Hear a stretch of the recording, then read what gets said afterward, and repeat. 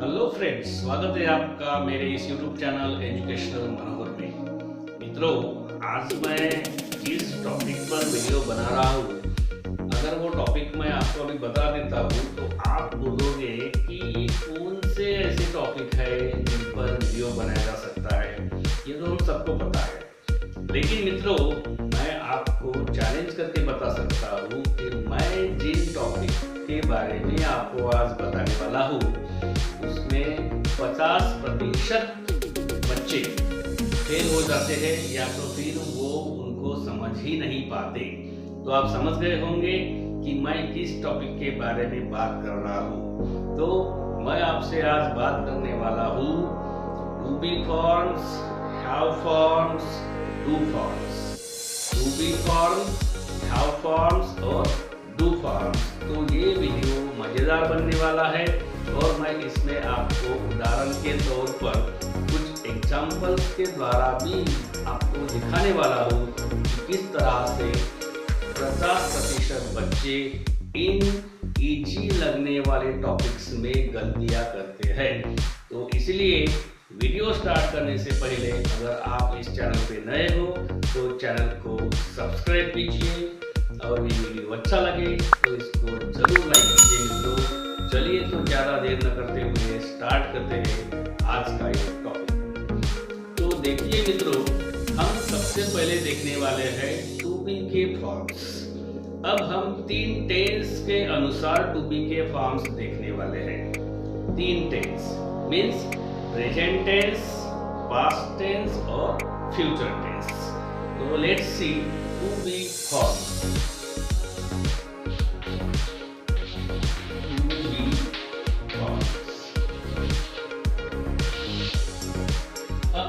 Forms की बात करते हैं हम, तो उसमें सबसे पहले आता है प्रेजेंट टेंस। प्रेजेंट टेंस, हम प्रेजेंट टेंस में जब इनकी बात करते हैं तो प्रेजेंट टेंस में हम जो टू बी फॉर्म्स लगाते हैं वो होते हैं एम, इज और आर। एम, इज और आर। अब इसमें से आपको सबसे पहले ध्यान में रखने वाली बात यह है कि एम को हम सिर्फ आई के बाद ही लगा सकते हैं।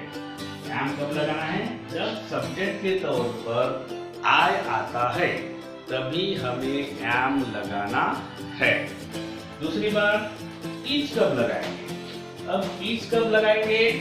अगर सब्जेक्ट सिंगुलर नाउन या प्रोनाउन है।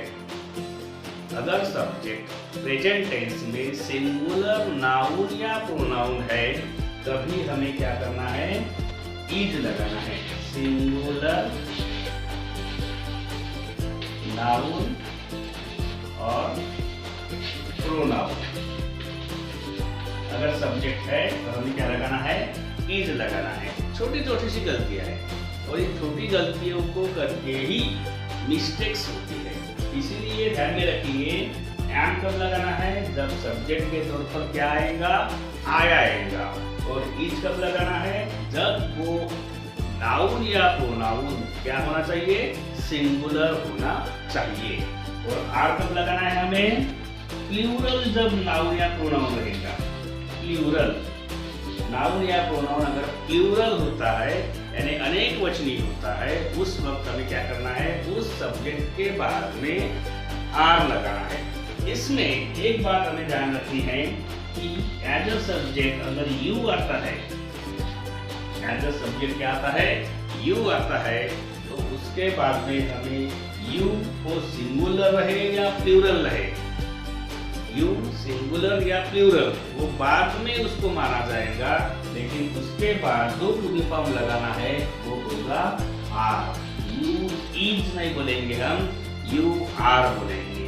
और इसीलिए नीचे उदाहरण अगर देखे जाए तो हम बोलेंगे I am going to school. यहाँ पे देखिए हमने आई ये जब सब्जेक्ट आया है तो उसके बाद में जो टू बी का फॉर्म लगाया है वो एम है। उसके बाद में देखिए हरी, हरी, हरी अब नाउन है और वो एक आदमी का नाम है, यानी एक सिंगल आदमी का नाम है, और इसीलिए हरी इस नाउन के बाद में एज अ सब्जेक्ट के तौर पर उसके बाद जो टू बी फॉर्म लगाने वाला है वो है is. Hari is fetching, fetching water. देखिए यहाँ पे सिंगुलर नाउन है, इसलिए उसके तौर पर हमने क्या लगाया है, इज लगाया है।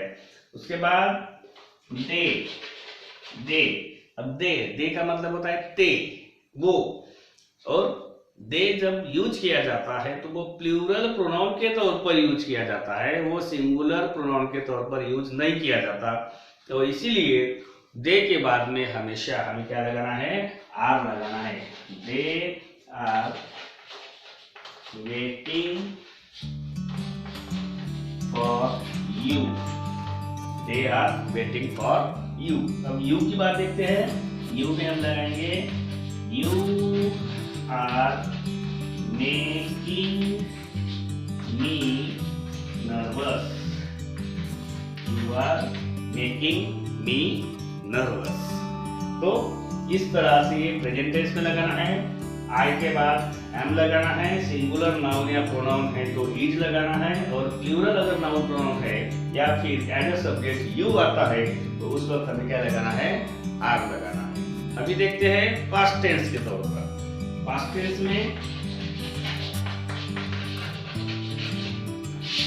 में होता है was और were। इसमें से वही रूल फॉलो करना है। अगर नाउन यानी सब्जेक्ट सिंगुलर है तो उसे was से कनेक्ट करना है, यानी सिंगुलर नाउन और प्रोनाउन। अगर एज अ सब्जेक्ट आता है तो उसके बाद में जो टू बी का फॉर्म लगेगा वो होगा was, और where कब लगेगा, जब वो नाउन या प्रोनाउन क्या रहेगा, प्लूरल रहेगा, यानी एक से ज्यादा रहेंगे। ये अपनी जी वही रूल है। यू के बाद में हमें was नहीं लगाना है, यू के बाद हमें क्या लगाना है, where लगाना है। ये सिंगल मिस्टेक्स है मित्रों, ये दिखने में बहुत आसान लगता है। आप सोच भी रहे होंगे कि ये तो हमें ऑलरेडी पता है, लेकिन जब हम कोई क्वेश्चन छुड़ाते हैं तो उस वक्त हमें यही प्रॉब्लम्स आती है, और इसलिए ये एक छोटा सा वीडियो मैंने आपके लिए बनाया है।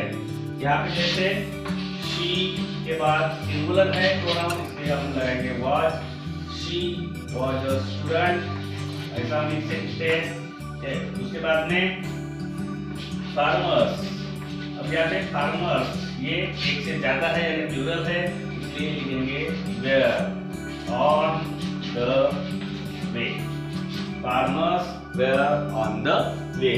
ध्यान में रखनी बात, सिंगुलर नाउन या प्रोनाउन है तो was लगाइए, अगर प्लूरल है तो उस पर where लगाइए। यू के बाद हमेशा where ही आएगा। अब देखते हैं फ्यूचर टेंस में। फ्यूचर टेंस में देखिए, फ्यूचर टेंस में आपको ध्यान में रखना है as a to be form हमें सिर्फ शैल और विल का यूज नहीं करना है, शैल या विल का यूज नहीं करना है, तो इनके साथ में हमें बी लगाना है। इनके साथ में क्या लगाना है, बी लगाना है। सिर्फ शैल और विल, इनको टू बी फॉर्म्स नहीं माना जाता।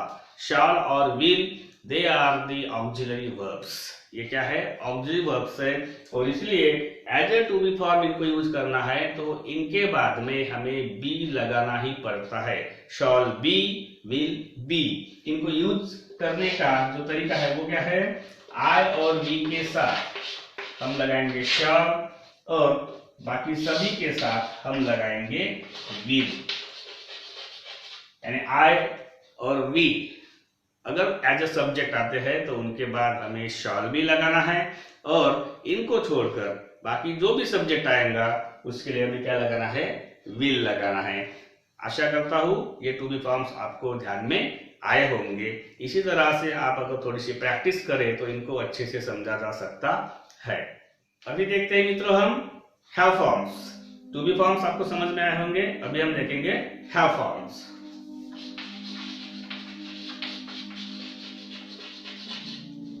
हैव फॉर्म्स, अब इसमें देखिए जब प्रेजेंट टेंस आता है तो प्रेजेंट टेंस में हम यूज करते हैं हैज और हैव। प्रेजेंट टेंस में कौन से हैव फॉर्म्स है? Has and have. इसमें से सिंगुलर अगर नाउन है या प्रोनाउन है तो उसके साथ हम लगाएंगे हैज। उसके साथ क्या लगाएंगे? हैज। लेकिन अगर वो प्लूरल नाउन या प्रोनाउन है तो उसके साथ हम लगाएंगे हैव। यहाँ पे ध्यान देने वाली बात एक है और मित्रों, जिस तरह से हमने यू के सामने इज नहीं लगाया, यू के सामने आर लगाया, उसी के साथ साथ यू के सामने हमने वॉज नहीं लगाया, उसके साथ हमने वेयर लगाया। यहाँ पर भी उसको एज अ प्लूरल कंसिडर किया जाता है और यू के बाद में हैज न लगाते हुए यू के बाद हैव लगाते हैं, इसलिए यू हैव ऐसा हम लिखेंगे उसमें। आपको समझ में आया होगी ये बात? पास्ट टेंस में। पास्ट में देखिए, पास्ट में आपको कोई टेंशन लेने की बात नहीं, क्योंकि पास्ट में एक ही हैव फॉर्म आता है, हैड।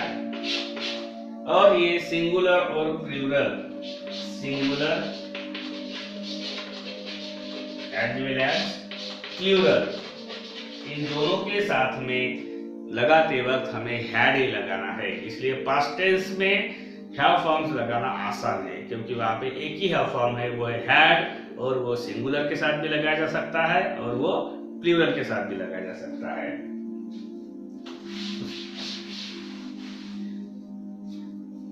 अभी हम देखेंगे फ्यूचर टेंस के हैव फॉर्म्स।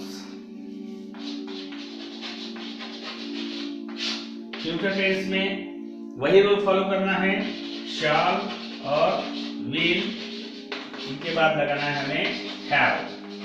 यानी हैव फॉर्म्स क्या होंगे फ्यूचर टेंस के? Shall have, will have. वही रूल फॉलो करना है। शैल किसके साथ लगाएंगे आप? आई और वी के साथ, और बाकी सभी के साथ में हमें क्या लगाना है?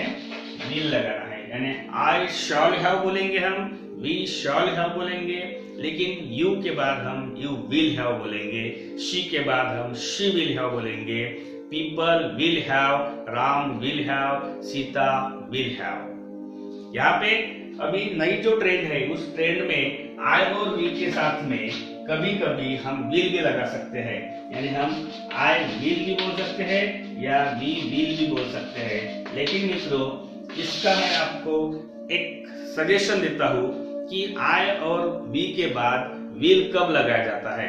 अगर करने वाला यानी जो सब्जेक्ट है, वो सब्जेक्ट एक डिसीजन लेता है कि मैं वो करूंगा, मैं करूंगा ही, तो उस वक्त उसका वो डिसीजन बताने के लिए आई के बाद में शैल न लगाते हुए आई के बाद में विल लगाया जाता है। यानी उसकी वो डिटर्मिनेशन होती है।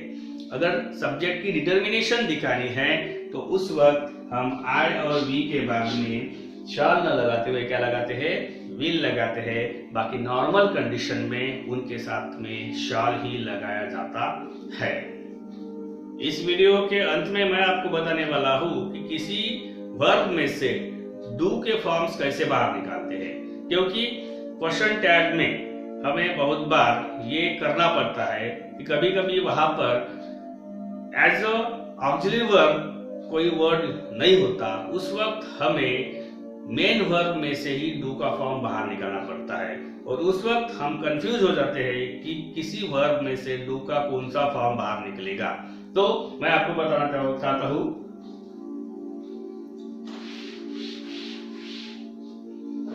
डू के फॉर्म्स देखिए। डू के फॉर्म्स होते हैं तीन। एक होता है डू, दूसरा होता है डज और तीसरा होता है डीड। अब डन की भी हम बात करते हैं, डन, लेकिन इसका जनरली इस्तेमाल नहीं होता और इसलिए हमें इन तीनों के बारे में ही सोचना है, डू, डज, डीड। अब हम देखिए कि डू कब बाहर निकलेगा। अगर वो वर्ब सिर्फ V1 है, सिर्फ क्या है? V1, प्योर V1 है, तो उसमें से क्या बाहर निकलेगा?